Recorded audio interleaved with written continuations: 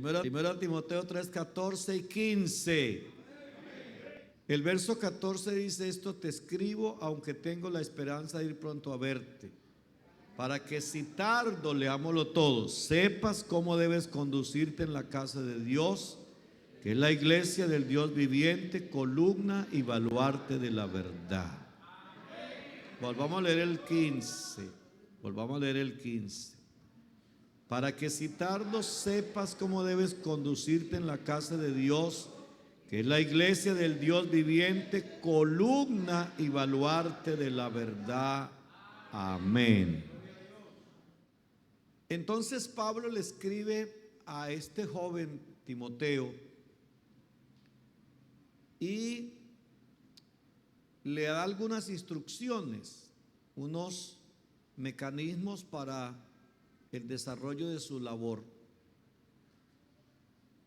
Y dentro de las instrucciones que le da, le dice: para que sepas cómo conducirte en la casa de Dios, que es la iglesia del Dios viviente, columna y baluarte de la verdad. Tenemos que tener en cuenta que en la antigüedad, cuando hablamos de Israel, la casa de Dios era un edificio, y el edificio tenía algunas características. Por dentro tenía cosas muy bonitas. Por fuera, por ejemplo, el tabernáculo en el desierto era una cosa movible. Pero cuando ya se instaura el sacerdocio levítico dentro del templo que construye Salomón, que es una cosa muy linda, pero que cuando usted se mete al templo hay un lugar donde se hacían sacrificios, así que ese lugar estaba lleno pues de cosas, de sangre, de animales. Así que no se veía tan estético que digamos. Había que pasar al lugar santísimo, a donde solamente entraba no el sacerdote, sino el sumo sacerdote. Porque los sacerdotes eran los de la tribu de Leví. De ninguna otra tribu podía haber sacerdocio, era de la tribu de Leví. Y había un sumo sacerdote a quien le tocaba el turno cada año para presentarse ante el lugar santísimo, so pena de que si no estaba bien delante de Dios, de allá no salía vivo. Sí, quien entrara al lugar santísimo y no hubiera cumplido con el ritual, la santificación, todo el proceso que indicaba perfectamente la ley, y él violaba o violentaba o se saltaba alguna de esas exigencias, allá lo mataba el Señor, porque esa era la orden que Dios había dado. Entonces, cuando hablamos del templo en la antigüedad, tenemos que hablar de ese edificio, de esa casa, y luego el concepto de casa de Dios tomó forma también en la época del comienzo de la iglesia, donde la iglesia, cuando ya por la persecución, porque inicialmente los apóstoles para predicar usaron la calle, usaron las casas y también el templo. Pero cuando ya no pueden entrar más al templo, entonces los templos o las casas donde se hacía culto eran las casas de los creyentes. Tanto fue así que la iglesia primitiva duró más de 200 años sin tener edificios como templos, sino que hacían culto en las casas de los creyentes, y las casas de los creyentes se convirtieron en lugares de adoración. Sin embargo, el lugar de adoración era respetado. El lugar de adoración era no honrado, pero era respetado. Porque se supone que el lugar donde se adora a Dios se dedicó para eso. Pero también nosotros como iglesia, ya no tanto es el edificio, sino el cuerpo que se reúne en el edificio. Porque Dios le prometió a Salomón estar en el templo que él había construido, y desde allí toda persona que viniera a ese lugar y orara allí y trajera cualquier problema, Dios escucharía su oración. Pero resulta que ahora el Señor habita en el corazón de cada creyente convertido, no del inconvertido, para no decir la otra palabra. Que Dios habita en el corazón del creyente convertido, es decir, el que se dedicó, el que se separó, el que se apartó para la gloria del Señor. Entonces, Él es un templo para Dios. Ahora bien, hagamos una pequeña historia con respecto a la casa de Dios. Por ejemplo, Génesis 28, 17. Génesis 28, 17.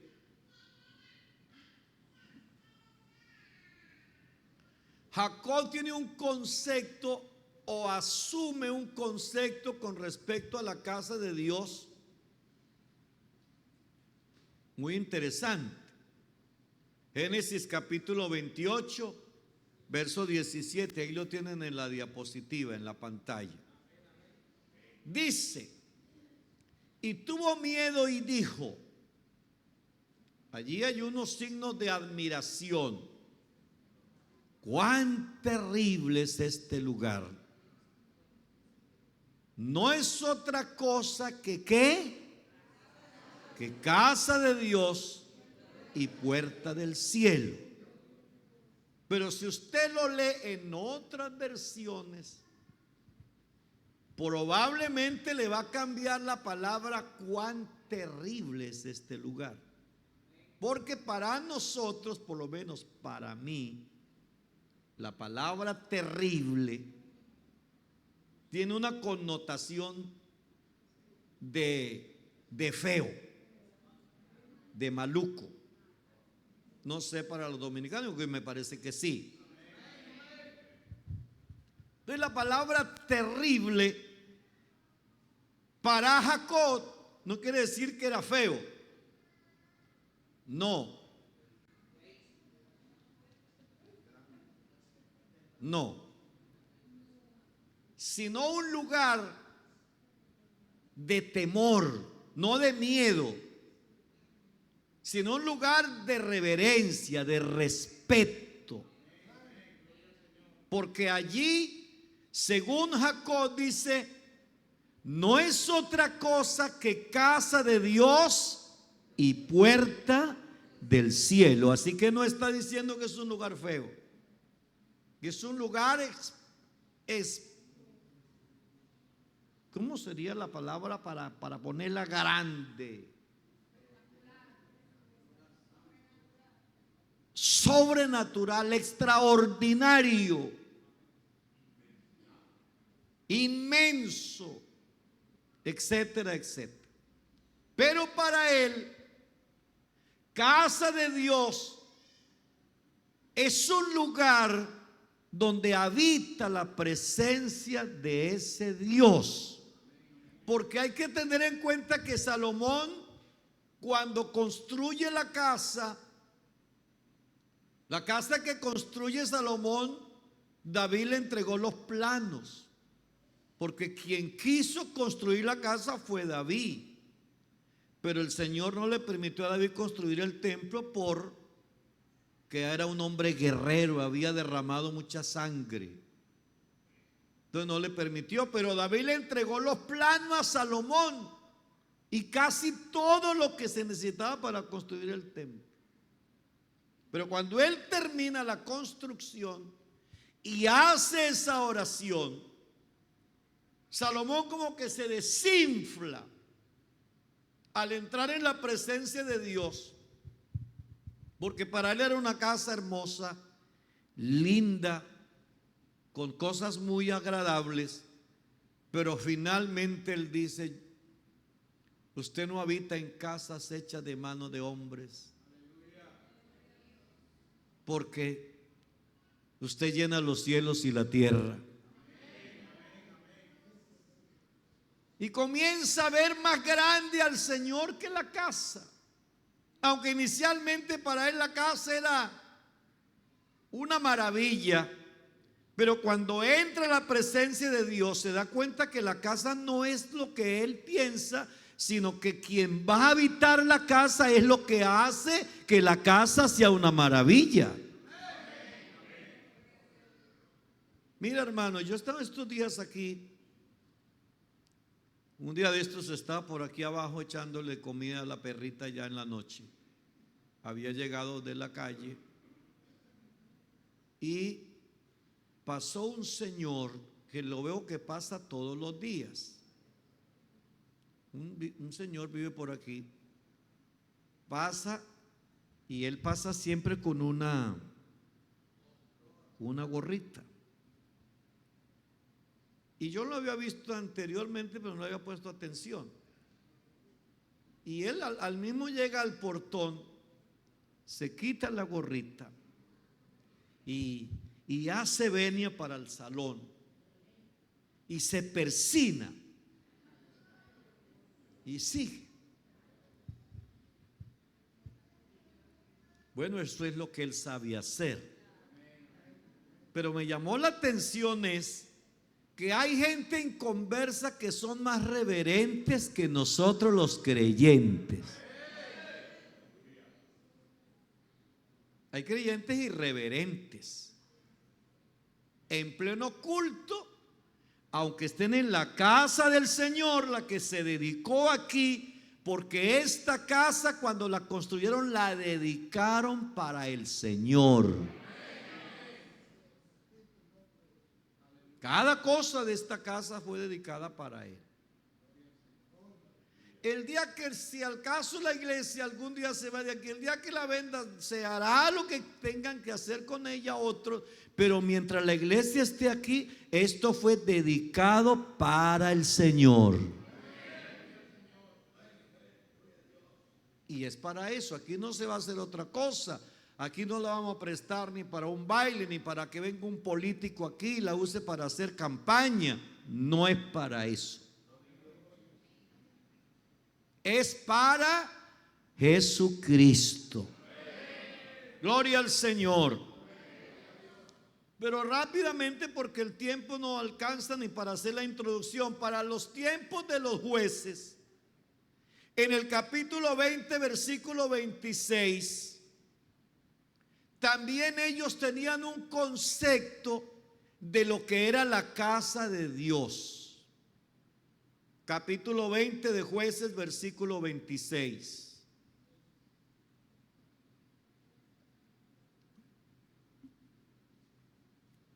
Ahí está. Entonces subieron todos los hijos de Israel. ¿Y quiénes más subieron? Y todo el pueblo, y vinieron a la casa de Dios. ¿Y qué hicieron? Lloraron y se sentaron allí en presencia de Jehová y ayunaron aquel día hasta la noche y ofrecieron holocaustos y ofrendas de paz delante de Jehová. ¿Para qué buscaban la casa de Dios? ¿Para qué? Para invocar el nombre de Jesús. para buscar su presencia, para traer sus quejas, para descargar su conciencia, para traer sus frustraciones y dejarlas allí. Para eso debe de ser la casa del Señor. Por eso cuando usted viene a la casa de oración, porque además rápidamente quiero leerles otro pasaje. Para David, ¿qué era la casa del Señor para David? Salmo capítulo 84 versículo 4 dice: bienaventurados los que habitan en tu casa, que hacen perpetuamente te alabarán, es decir, te alabarán siempre. Ojalá así fuera. ¿A dónde fue que Dios le habló a Samuel? ¿A dónde fue? En la casa de Dios, en la casa del Señor. Yo recuerdo que una vez por una convención, es más, yo fui con un grupo de hermanos en un carro, un Willy de esos viejos, y llegamos a Barranquilla, y el hermano Álvaro era pastor en la iglesia central de Barranquilla, y los hermanos, muchos de los que iban a la convención, iban a dormir en el salón. El altar tenía alfombra,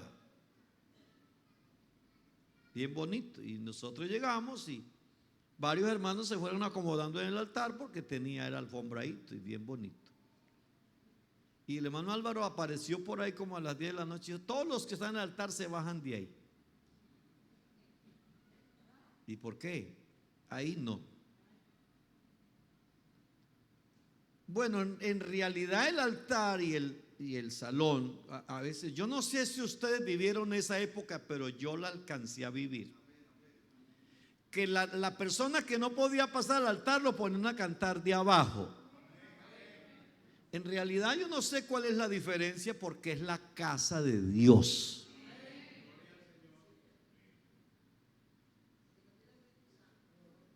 No, yo no veo cuál es la diferencia. Sin embargo, el hermano lo que hizo, lo hizo por el concepto que él tiene del altar. Sí, el concepto que tiene. Si usted tiene un concepto devaluado del templo, usted el templo puede...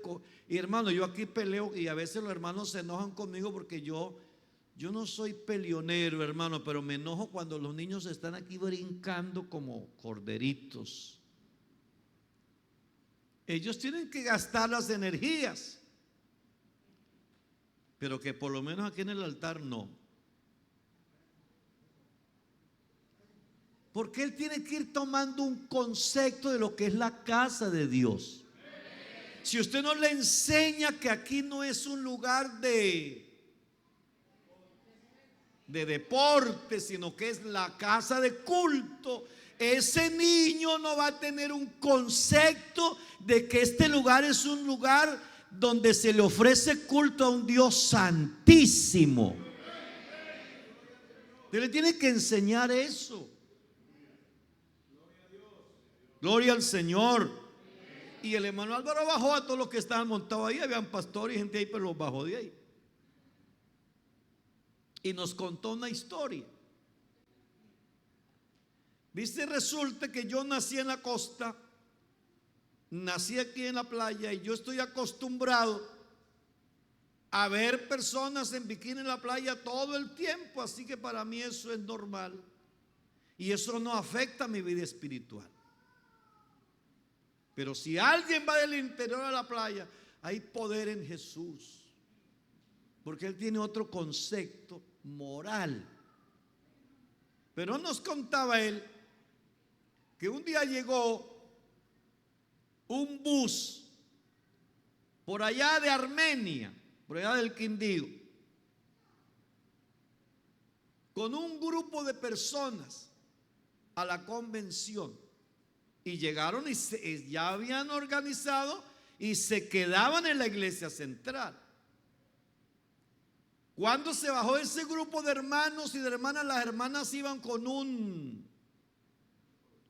short.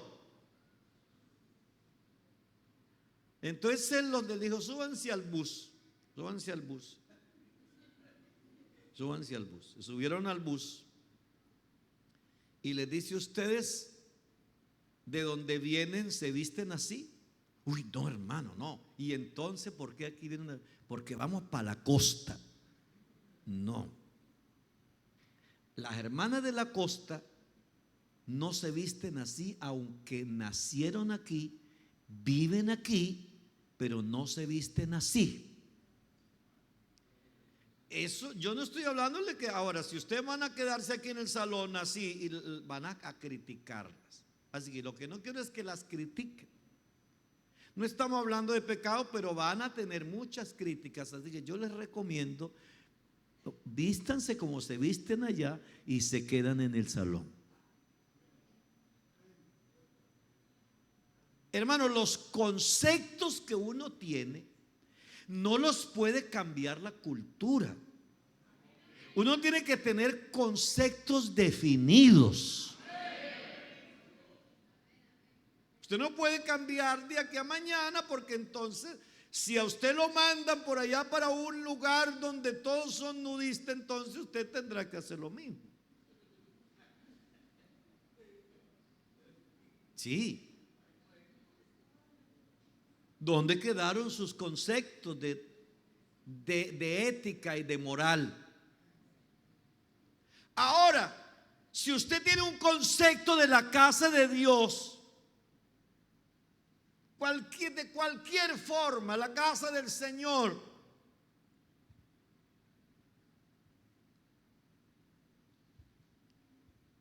aquí nosotros hacemos cosas en el salón porque no hay donde más. Aquí a veces cuando se hace cena de pareja y organiza. Pero si hubiera un lugar de hacer un asunto social, no usaríamos el templo para eso. Porque que no es para eso. Este no es un comedor. Esto lo consagramos para rendirle culto a Jesucristo. Para eso es el templo. Y por eso David dice: bienaventurados los que habitan en tu casa, perpetuamente te alabarán. Incluso David exalta hasta los pajarillos.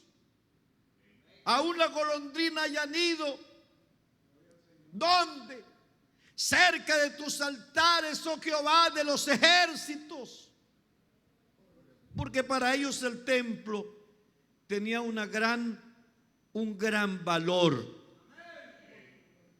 Para nosotros la iglesia tiene un valor más grande que el templo.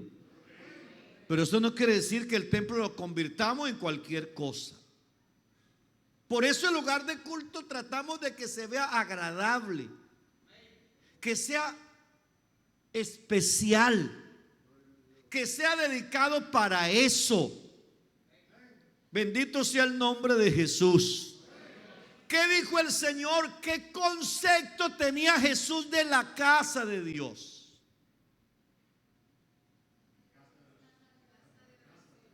Mi casa de oración.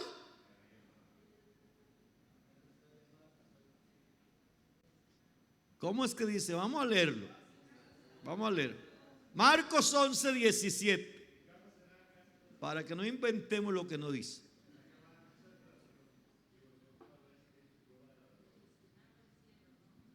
Y les enseñaba diciendo: ¿no está escrito? Mi casa será llamada casa de oración. ¿Para quiénes? Para todas las naciones. Mas vosotros, le dice el Señor a esa gente, la habéis hecho cueva de ladrones. Hermano, el Señor tenía un concepto grande del templo, de la casa. ¿Y qué hizo? Solamente les dijo. Ese día el Señor agarró un rejo, ¿cierto? Y sacó a juguete a los vendedores. Le voy a diseñar más o menos lo que estaba pasando en el templo. En la entrada, en la puerta, ya uno no podía entrar. Porque cuando usted va entrando, aquí está el que dice: palomas. ¿Cómo? Se la oía tanto. Una palomita. Necesita que cordero. Aquí tengo corderos para el sacrificio. Ahí están los vendedores ofreciendo toda clase de ventas en la entrada del templo. Por allá en otra parte, aquí ojalá eso no pase. Las convenciones en algunas partes del mundo se han convertido en mercado. La gente va a vender y ya no hay por dónde pasar. Venden remedio para las cucarachas, venden remedio para la caída del pelo, venden remedio para los hongos, venden remedio.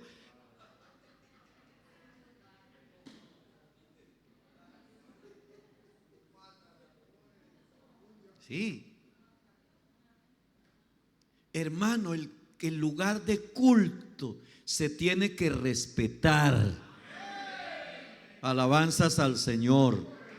Se tiene que respetar. No por lo que es el lugar, sino para lo que se usa. No porque el lugar es santo, sino porque quienes vienen a ese lugar son santos. Usted es santo, hermano, así como es usted, así como a veces se le sube el enojo, así como a veces se disgusta con su esposa y con su esposo, pero usted es santo, Dios te santificó. Lo que pasa es que todavía estás en la carne, todavía eres una persona con debilidades, con situaciones, pero tú eres santo, y cuando tú llegas aquí, este lugar se vuelve santo, porque aquí habita la presencia del Dios de la vida.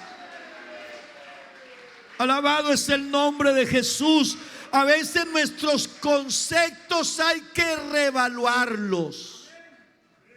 Sí, Señor, porque a veces tenemos conceptos muy alejados de la realidad bíblica. Aprendamos que la casa de Dios no es cueva de ladrones.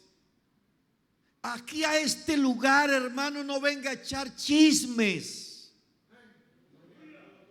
Si tú usas una silla de esas, no te sientes ahí a echarle chismes al otro, a hablar mal del otro hermano. Aquí no hable mal de nadie. Aquí no eche chismes de nadie. Aquí venga a tener un encuentro con el Dios del cielo. Alabanzas al nombre de Jesucristo, porque este lugar lo hemos dedicado para rendirle culto al Señor Jesucristo. Hay una alabanza al nombre de Jesús. Bendito el nombre del Señor. Ahora, si ellos, podríamos preguntarle a otros el concepto que tenían los profetas del templo, el concepto de Jeremías, de Isaías, de Daniel, de todos ellos. Pero los conceptos de la vida uno los aprende o en la casa o en la iglesia. Uno los aprende. Esos no se aprenden solos. Esos uno los aprende. Alabado sea el nombre de Jesús. Ahora la iglesia no es el edificio. Pablo, escribiéndole a los Corintios en el capítulo número 12, le explica quién es la iglesia. La iglesia no es un grupo de personas que salió por ahí y armaron una carpa y no saben ni qué creen ni cómo es la vida, pero ahí están y se llaman iglesia. Esa no es la iglesia. La iglesia tiene una identidad. La iglesia está marcada por el Señor. Sí, así dice la Biblia. Primera de Corintios 12 en adelante dice: porque así como el cuerpo es uno y tiene muchos miembros, pero todos los miembros del cuerpo, siendo muchos, que son un solo cuerpo, así también Cristo. Y usted dirá, hermano, pero ¿cómo es? Si la iglesia es un cuerpo, entonces la iglesia, ¿cuántos cuerpos son? Uno. Está compuesta por latinos, europeos, asiáticos, africanos. ¿Qué más hay, hermano Oscar? Bueno, esos son asiáticos, africanos.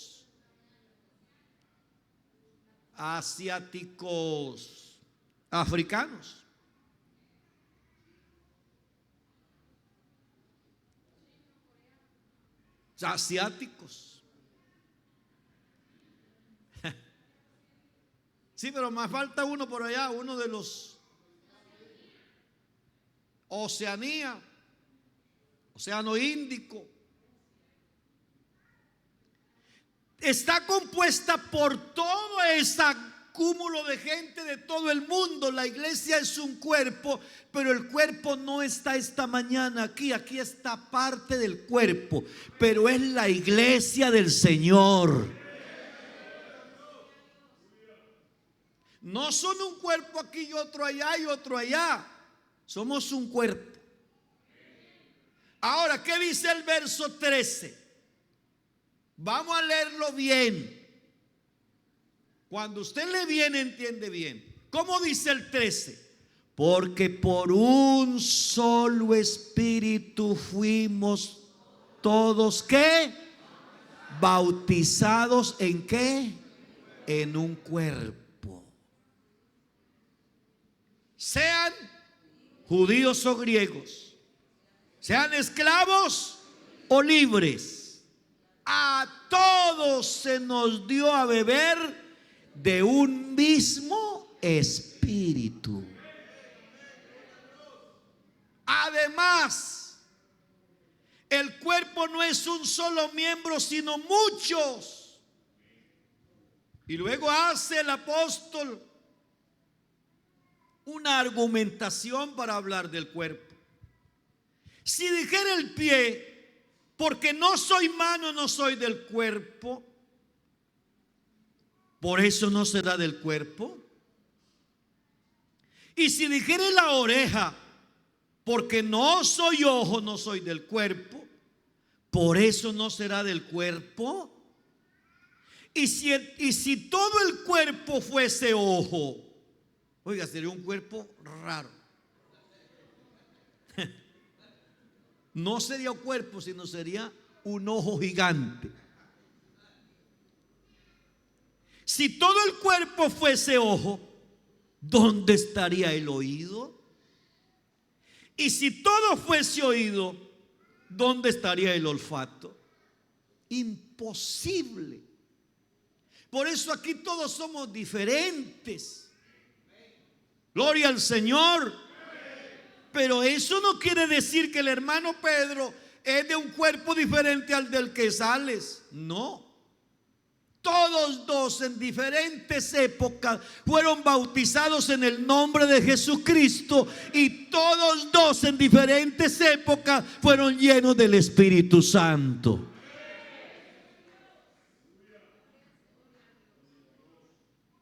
Así que no somos una iglesia rara.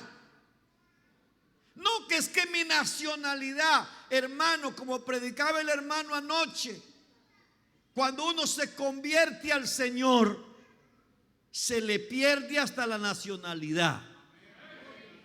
Porque donde uno vaya, uno es de ahí. A mí me dicen, hermano, ¿y cómo le parece República? No, yo donde yo vaya me siento de ahí. Yo no tengo ese problema que tienen algunos.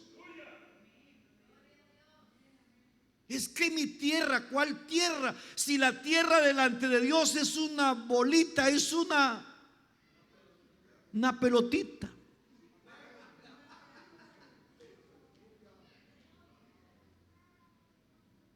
Sí, Señor. Si dije alguna cosa rara, no se le extrañe.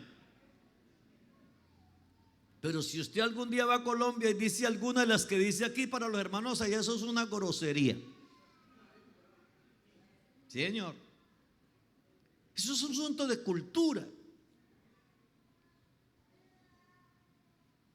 Entonces, la iglesia no es la iglesia porque todos seamos de una nacionalidad. Lo que pasa es que Dios nos hizo parte de un reino diferente.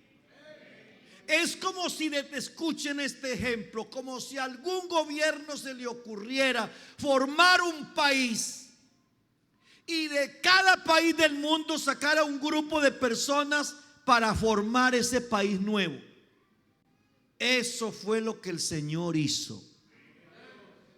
Hizo una patria con habitantes de todas las lenguas, tribus y naciones. Y ahora el apóstol Pablo dice: nuestra ciudadanía no está en República Dominicana, no en Sudamérica. Nuestra ciudadanía está en los cielos, de donde esperamos al Salvador, al Señor Jesucristo, el cual transformará el cuerpo en la humillación nuestra, para que sea semejante al cuerpo de la gloria suya. Entonces usted ya es ciudadano de otro país. Pasaporte y visa. Gloria al Señor. Pasaporte y visa sellado, listo para viajar.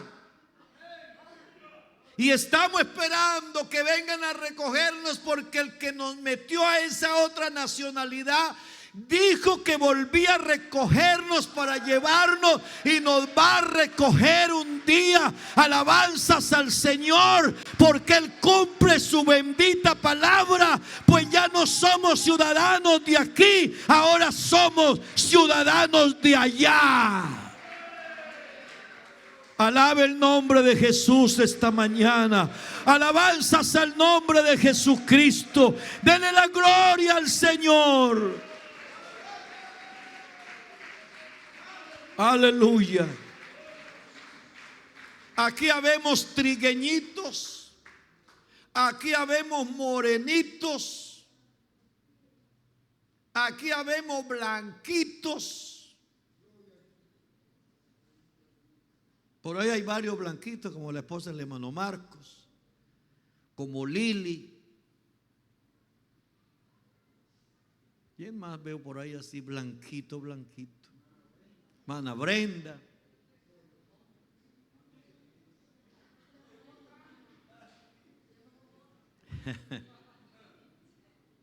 Hay morenitos, negritos, ¿sí?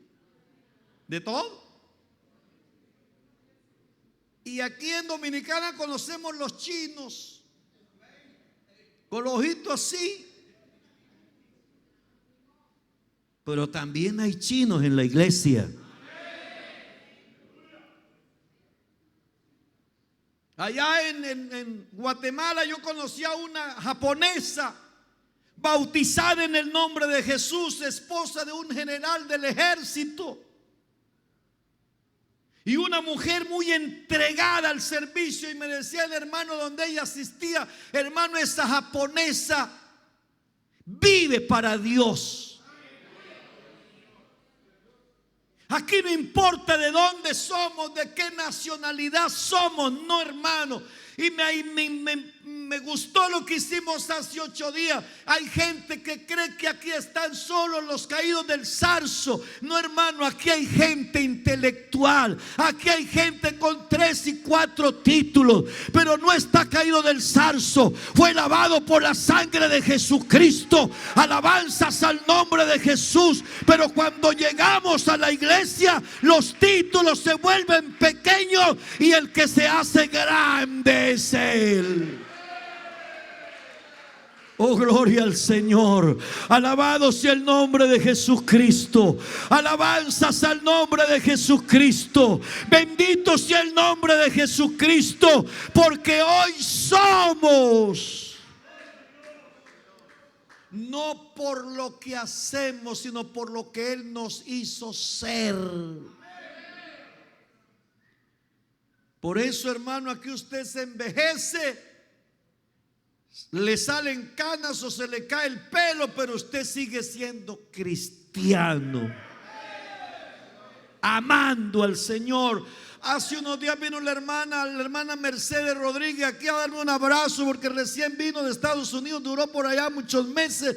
Y vino y me dice: hermano, aquí estoy, el milagro del Señor, sigo viva. Es que el Dios que nos ha salvado es el Dios que lo puede hacer todo. Nadie como Él solo es digno de toda alabanza, de toda gloria, de toda honra. Nosotros no estamos aquí para que la gente vea que aquí hay un grupito de personas y tenga compasión de nosotros. No, Señor.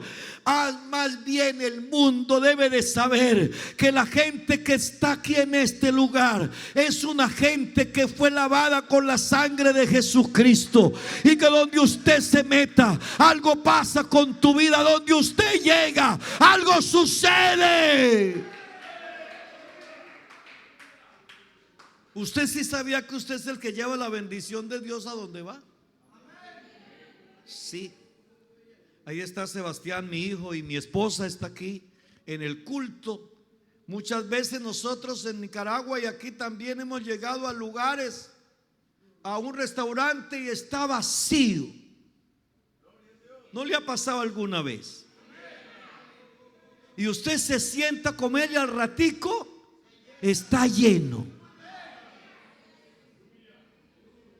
Yo le decía un día a la hermana Tatiana: si el restaurante descubriera que nosotros llegamos aquí con la bendición de Dios, nos dará comida gratis. Hermano, es que no somos iglesia porque algunos dicen: ay, hermano, yo santo, pero todavía me enojo, todavía tengo situaciones, todavía me entristezco, todavía paso necesidades. Sí. Todavía me enfermo, sí. ¿Y quién dijo que no te vas a enfermar?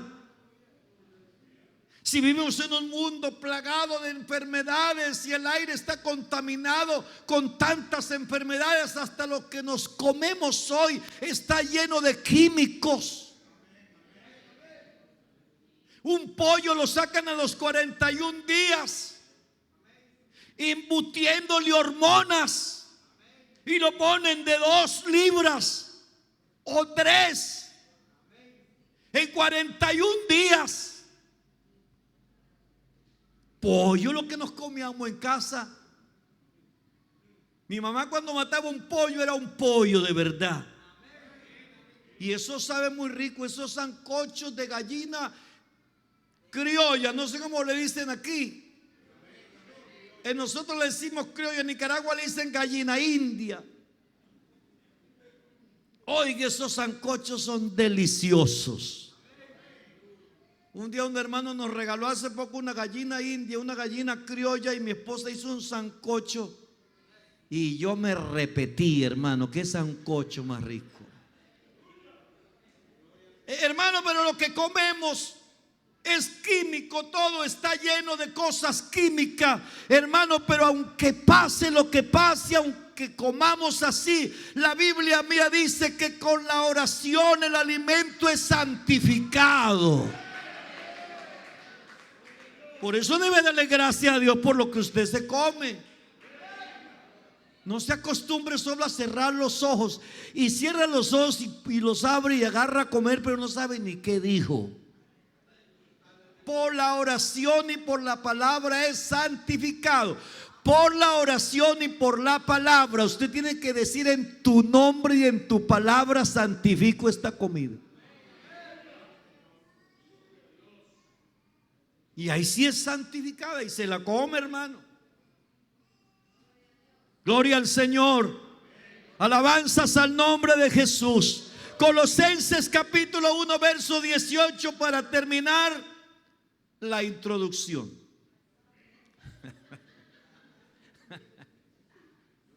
Yo pensé que iban a decir amén y se quedaron en silencio.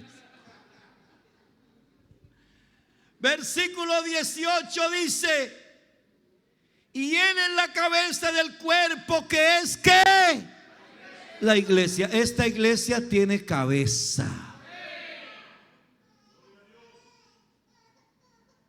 Y quiere decir que si tiene cabeza está viva. Tiene cabeza. La cabeza gobierna el cuerpo y no el cuerpo a la cabeza. Usted podría decir: no, es que el cuerpo es el que carga la cabeza. Sí, Señor, pero dele con un bate en la cabeza y verá cómo se cae. ¡Pum!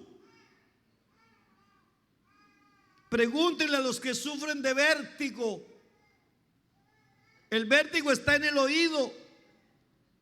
Y si el oído falla y si el vértigo comienza a fallar, la persona se marea y se cae. Porque es la cabeza la que gobierna el cuerpo. Escúcheme esta mañana, iglesia. Esta iglesia tiene cabeza, dice el versículo, y Él es la cabeza del cuerpo, que es la iglesia, que es el principio y el primogénito entre los muertos, para que en todo tenga la preeminencia. Él es más grande que el templo, Él es más grande que todo. Él es el dueño de la iglesia, Él es el que levanta esta iglesia, Él es el que le da vida a esta iglesia. Por Él usted y yo estamos aquí esta mañana, porque nos ha guardado. Alabanzas al nombre de Jesús. Escuche, hermano, para terminar, ¿qué necesito para hacer del cuerpo? Usted necesita para hacer del cuerpo como 2 predicaciones más.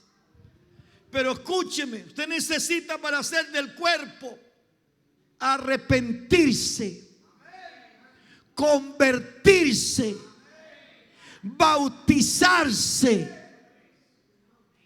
perseverar en la palabra, llenarse del Espíritu Santo, para ser del cuerpo. Porque para que usted sea del cuerpo de Jesucristo, que es una cosa misteriosa, yo no lo puedo injertar en el cuerpo. El que lo inserta es el Señor. A mí me han preguntado: pastor, ¿a qué horas el Señor lo mete a uno al cuerpo? ¿A qué horas uno ya es nueva criatura? Yo le decía estos días a un pastor que me preguntó: cuando una mujer queda embarazada, nadie conoce todavía a esa criaturita, porque lo que hay allá en el vientre no, sino en el útero de la señora, lo que hay allá es una cosita diminuta. Ahí está la hermana Arielina. ¿Cómo se llama eso? Un embrión. Y es una cosita, chiquitito, pero ya a los 3 meses ya se ha formado. Y a los 4 ya saben si es hombre o mujer. Es una cosa maravillosa.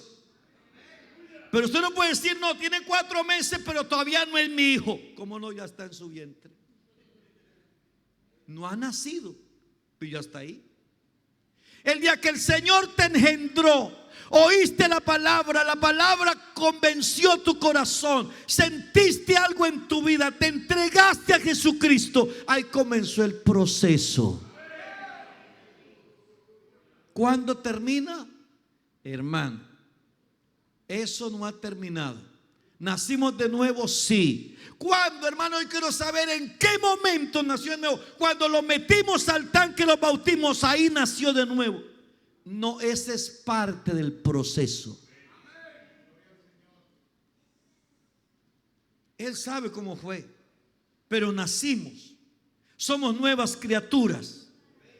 Ahora, ¿qué nos falta? Nos resta mantenernos fieles, vivir para la gloria de su nombre, confiar en su palabra, santificarnos, esperar en sus promesas. Gloria al Señor, mantenernos escuchando la palabra de Dios. Por eso usted no puede alejarse de la iglesia, hermano, porque usted se aleja de la iglesia y los cultos y usted deja de alimentarse y comienza a debilitarse. Así que necesita oír la palabra continuamente. Hermano, yo leo la Biblia, bienaventurado usted que lee la Biblia, pero el apóstol Pablo dice que la fe viene por el oír. ¿Por qué viene la fe? Por el oír. Usted necesita venir a culto y oír la palabra. No venga a criticar al predicador, venga a oír, a ver qué Dios le va a decir, a ver qué cosas tiene, porque eso sí, cuando usted viene aquí manchado con algo, el Señor se lo saca en la cara. Y usted dice, ya le llegaron con el chisme al predicador. No es el predicador, es el Señor que te ama tanto, tanto, tanto, que no quiere que te vayas, que te apartes del camino, sino que ames al Señor. Alabanzas al nombre de Jesucristo. Así que necesita oír la palabra, creerla, obedecerla y permanecer en ella. Esas cosas necesita para ser parte del cuerpo. Se las vuelvo a repetir. Necesitas convertirte, necesitas arrepentirte, necesitas oír la palabra, necesitas creerla, necesitas bautizarte, necesitas permanecer, ser lleno del Espíritu Santo, necesitas obedecer la palabra y permanecer en ella.